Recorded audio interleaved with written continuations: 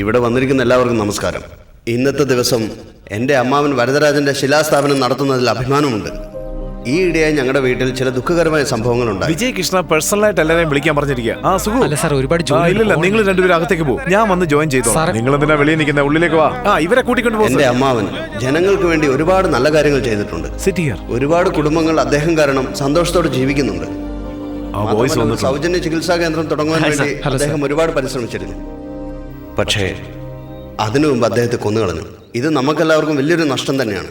ഇപ്പോൾ അദ്ദേഹത്തിന്റെ ശില അദ്ദേഹത്തിന്റെ മൂത്ത മകളും എൻ്റെ ഭാര്യയുമായ രേവതി വിജയകൃഷ്ണനും അദ്ദേഹത്തിന്റെ ഇളയ മകൾ രോഹിണി വരദരാജനും ചേർന്ന് ഉദ്ഘാടനം ചെയ്യുന്നതായിരിക്കും. അതിനായി അവരെ ക്ഷണിച്ചു. ഞാൻ വരുന്നില്ല. എഴുന്നേറ്റ് വരുന്നില്ലെന്ന് പറഞ്ഞു. അത് കൽപ്പനയല്ലേ? എല്ലാരും നോക്കല്ലേ, വാ. അവൾ ഇവിടെ എന്താ ചെയ്യുന്നത്? എന്താന്നറിയില്ലല്ലോ.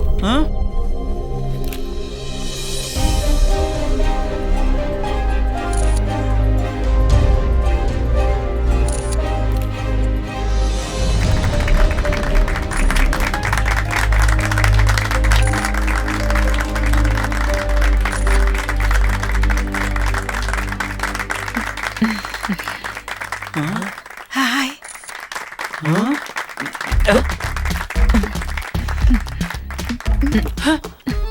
ഒരു മര്യാദയില്ലേ? മരണ വീട്ടിൽ വന്നു നിന്നോണ്ടാണോ നിന്റെ ഈ പണി?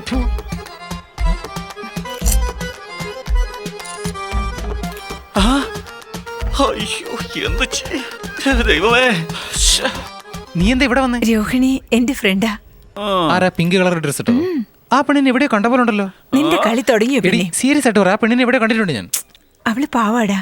ഇപ്പഴാ ഹോസ്പിറ്റലിൽ നിന്ന് ഡിസ്ചാർജ് ആയത്. എന്താ ശരീരത്തിന് സുഖമില്ല? ഏയ് അങ്ങനെയൊന്നുമില്ല. മനോവിഷമോ? എന്താ ഭ്രാന്തായിരുന്നു? ഒന്ന് ചുമ്മാരിടാ. വേറെ കുഴപ്പമൊന്നുമില്ല. പ്രേമനൈരാശ്യവാ. അതാ ഭ്രാന്ത് പിടിച്ചത്. നിന്നുണ്ടല്ലോ. എടി എന്താ പറ്റിയെന്ന് പറ. അത് പറയാൻ പറ്റില്ല. പറയടി. എന്റെ പൊന്നു, ഞാൻ പറയുന്നൊന്ന് മനസ്സിലാക്ക്. അവൾ അവിനാഷ് എന്ന് പറഞ്ഞൊരു ചെറുക്കനെ പ്രേമിച്ചു. വീട്ടുകാരും അതിന് സമ്മതിച്ചില്ല. അതുകൊണ്ട് നാടുവിട്ടോടാൻ രണ്ടുപേരും ശ്രമിച്ചു. എന്നിട്ട് അച്ഛന്റെ ആൾക്കാരൊക്കെ വന്ന് അവരെ വളഞ്ഞു പിടിച്ചു. 2 ദിവസം കഴിഞ്ഞപ്പം അവിനാഷ് ആത്മഹത്യ ചെയ്തു എന്ന് പേപ്പറിൽ വന്നു. അതിന് കാരണം അവളുടെ അച്ഛനാണെന്ന് മനസ്സിലാക്കിയിട്ട് അച്ഛനുമായി വഴക്കിട്ട് വിഷം കുടിക്കാനുണ്ടായത്. എങ്ങോട്ടാ പോയെന്ന് പറഞ്ഞ? കേരളത്തിൽ നിന്ന് ബാംഗ്ലൂരിലേക്കാ പോയത്. അവൾക്കപ്പോ കല്യാണം കഴിക്കാൻ താല്പര്യമില്ലായിരുന്നു. എന്നാൽ അവിനാഷിന്റെ ചേട്ടനാണ് അവളെ കൺവിൻസ് ചെയ്ത് എങ്ങനെയെങ്കിലും ഈ കല്യാണം നടക്കാൻ വേണ്ടി പരിശ്രമിച്ചു. നിങ്ങൾക്ക് എന്റെ അച്ഛനെ കുറിച്ച് അറിയില്ല. എന്തെങ്കിലുമൊക്കെ ചെയ്തെന്നിരിക്കും. ഞങ്ങൾ എല്ലാവരും ഒരുപാട് സഹായിച്ചു. പക്ഷെ വിചാരിച്ച പോലൊന്നും നടന്നില്ല. അയ്യോ, ഈ ആവശ്യമില്ലാത്ത കാര്യത്തിൽ നമ്മൾ എന്തിനാ ഇടപെടുന്നേ? വന്നു, പങ്കെടുത്തു, പോയി, അത്രേ ഉള്ളൂ. എന്തു പറയുന്നു? എടാ ദേ അവിടെ ഇരിക്കുന്നില്ലേ, അയാളാണ് അവിനാഷിന്റെ ചേട്ടൻ. ആ വൈച്ചിട്ടയാളോ? അതെ, അയാള് തന്നെ.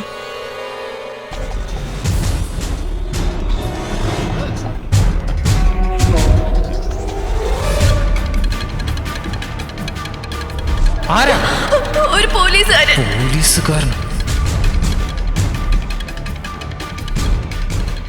എന്താടോ ഒന്നും മനസ്സിലാത്ത പോലെ നിൽക്കുന്നേ? ഇപ്പഴാ കുറച്ച് മനസ്സിലായി വരുന്നത്. ശരിടാ.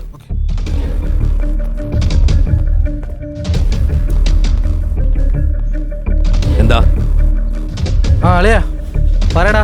പാസ്പോർട്ടിൽ ഒരു പ്രൈവറ്റ് നമ്പർ ചെക്ക് ചെയ്യാൻ പറഞ്ഞിട്ട് ചെക്ക് ചെയ്തോ നീ? അളിയ ഒരു മിനിറ്റ്, ഞാൻ അങ്ങോട്ട് വരാന്ന് പറഞ്ഞല്ലേ, നീ എന്തിനാ ഇങ്ങോട്ട് വന്നേ? ആരെങ്കിലും കണ്ടിരുന്നെങ്കിലോ? എടാ, ഒരു മെയിൽ വന്നിട്ടുണ്ട്, ഞാൻ ചെക്ക് ചെയ്തിട്ട് പറയാം. അതല്ല ചേട്ടാ. എടാ അവിനാശേ, വണ്ടി വന്നടാ, ഓടിക്കോ. പ്ലീസ് അവനെ വിട്ടേക്ക്.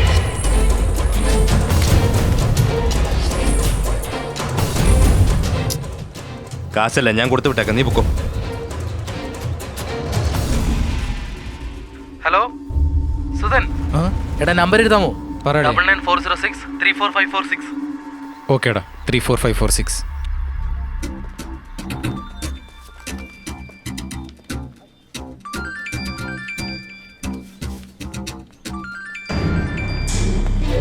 ഹലോ. എന്താ സാറേ, നല്ല സന്തോഷത്തിലാണെന്ന് തോന്നുന്നു. അത്രയും വലിയ ആളെ കൊന്നു തള്ളിയേച്ച് സുഖമായിട്ടിരിക്കുകയല്ലേ? ഇപ്പൊ അദ്ദേഹത്തിന്റെ പ്രതിമയ്ക്ക് കാവലല്ലേ? നീ ആരാടാ? പറയാടാ, നീ ആദ്യം വീടിനകത്തേക്ക് വാ. വീടിനകത്ത് വന്നടാ, പറടാ, നീ ആരാടാ? ഞാൻ ആരാണെന്നുള്ള നിൽക്കട്ടെ. ആദ്യം നീ ആരാണെന്ന് ഞാൻ പറയട്ടെ. വരദരാജന്റെ പെണ്ണിനെ നീ പറഞ്ഞിട്ട് സ്നേഹിച്ചില്ലേ? അവിനാഷ്, അവന്റെ ചേട്ടനല്ലേ നീ? അവര് രണ്ടുപേരും സ്നേഹിച്ച് കുറച്ച് നാൾ കഴിഞ്ഞപ്പോ കല്യാണം കഴിക്കാൻ പറഞ്ഞ് ബാംഗ്ലൂരിലേക്ക് അയച്ചല്ലേ? കുട്ടികളെ കണ്ടു കഴിഞ്ഞാൽ ഏത് അച്ഛനമ്മമാരും നോർമൽ ആകും. പ്രോബ്ലം ഒന്നും ഉണ്ടായില്ല. വഴിയിൽ ആരാണെന്ന് അറിയാൻ മേലത്തെ രണ്ടുപേരുടെ അടുത്ത് കുടുങ്ങിയപ്പോ പെട്ടെന്ന് പണക്കാരനാകാനുള്ള നിന്റെ പ്ലാൻ പാളി. വരദരാജൻ നിന്റെ അനിയനെ കൊന്നപ്പോ പകരം വിട്ടാൻ വരദരാജനെ കൊന്നു. അതേ സ്ഥലത്ത് വെച്ച് പ്ലാൻ ചെയ്ത് നിന്റെ അനിയനെ കുടിക്കവന്മാരെ വരുത്തി വരദരാജനെ കൊന്ന പഴി അവരുടെ തലയിൽ കെട്ടി. ഈ കാര്യമൊക്കെ നിനക്ക് എങ്ങനെ അറിയാം? എനിക്കിതൊന്നും അറിയില്ല. ഇപ്പൊ നീ ചോദിച്ച ചോദ്യം വെച്ചാ കൺഫേം ചെയ്തത്. ഞാനിപ്പോ എന്താ ചെയ്യണ്ടേ? നിന്റെ നേരെയുള്ള റൂമിലേക്ക് വാ.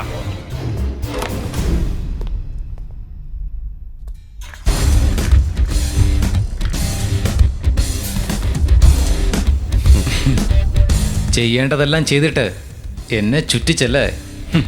എല്ലാം ശരിയാ. നീ പറഞ്ഞതെല്ലാം 100% ശരിയാ. കാശിന് വേണ്ടി തന്നെ എൻ്റെ അനിയനെ കൊണ്ട് ഞാൻ പ്രേമിപ്പിച്ചത്. കല്യാണത്തിന് സമ്മതിക്കാത്തവളെ സമ്മതിപ്പിച്ച് അനിയന്റെ കൂടെ ബാംഗ്ലൂരിലേക്ക് അയച്ചു. എൻ്റെ അനുജനെ കൊന്ന വരദരാജനെ കൊല്ലാൻ ആമ്പൂരിലെത്തി ഞാൻ. അങ്ങനെ അനുജന്റെ ഫ്രണ്ടായ അവിനാഷ് മൂലമാണ് നിങ്ങൾ രണ്ടുപേരുമാണ് അവൻ കുടുങ്ങാൻ കാരണമെന്ന് മനസ്സിലാക്കി. വരദരാജന്റെ കീപ്പ് മായയെ യൂസ് ചെയ്ത് നിങ്ങളെ രണ്ടുപേരെയും റൂമിൽ കൊണ്ടുവന്ന് ഡ്രിങ്ക്സിൽ മയക്കുമരുന്ന് ചേർത്ത് കൊടുക്കാൻ ഞാൻ പറഞ്ഞു.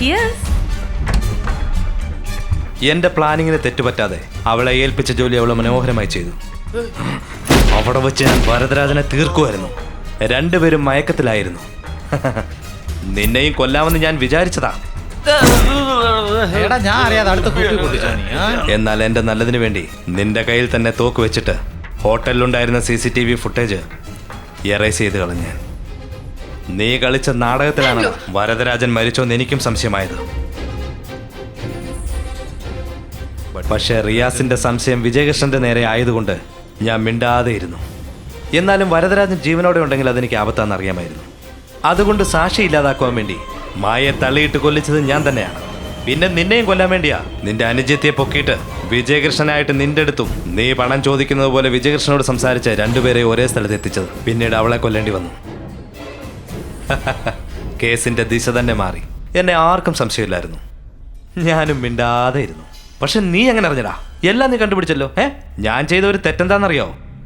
നിന്നെ ഒരു സാധാരണക്കാരനായി കണ്ട് ഞാൻ. അതുപോട്ടെ, ചത്തുപോയ വരദരാജനെ എങ്ങനെയാടാ കൊണ്ടുപോയത്? ആർക്കറിയാം, പരസ്യമാണെന്ന് വിചാരിച്ച് കൊണ്ടുപോയതായിരിക്കാം. പക്ഷെ നിന്നെ വെറുതെ വിട്ടേക്കാന്നാ ഞാൻ വിചാരിച്ചത്. സമയം വൈകിട്ടില്ലടാ. എല്ലാ പഴിയും നിന്റെ തലയിൽ വെച്ച് ഞാൻ രക്ഷപ്പെടും.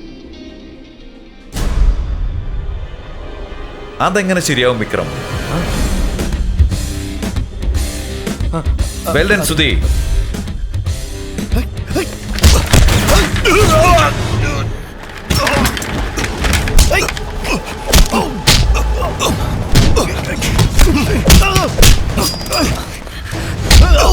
Hey, Sudhi! അവരെ വിടരുത്! Call the police! Sudhi!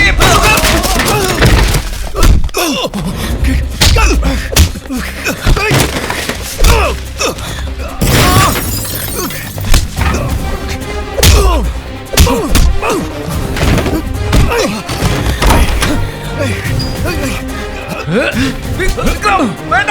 No